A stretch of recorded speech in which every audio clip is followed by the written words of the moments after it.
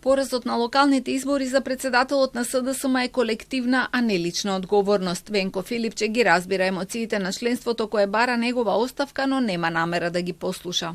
И за пораз и за победа никогаш не е на еден човек одговорност. Секогаш е колективна. Ние имавме општини каде што имавме добри резултати.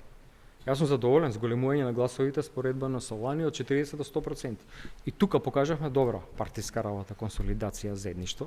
За жал и други општини во кои што тоа не се случи.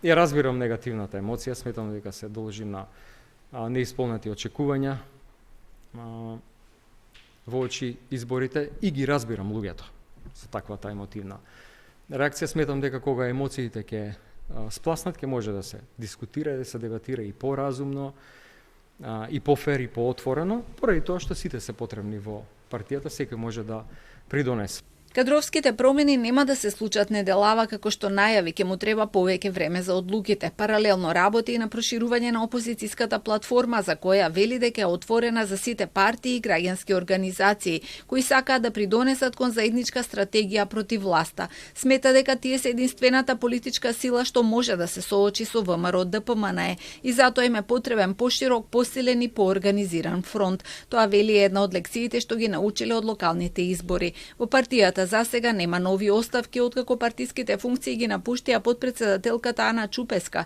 и председателот на општинската организација во Ѓорче Петров Костадин Ацевски.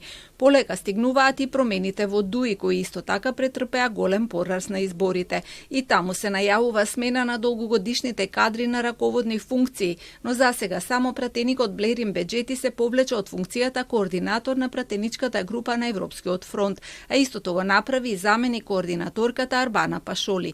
Функцијата координаторка ќе ја преземе пратеничката Рина Ајдарија, заменик координаторка ќе биде Дијана Тоска. Поддржувачите на партијата и овде јавно бараат оставки од целото раководство, освен од Али Ахмети. Сите партии најавија и конгреси. Дуи до 20 декември, ВМРО ДПМН е на 6 декември, а СДСМ немаат прецизен датум, но се очекува постизборното прочистување во партиите да заврши до нова година. По ова е најавена и реконструкција на владата, а е можно и прекројување во собранието со цел да се обезбеди Бадентерово мнозинство.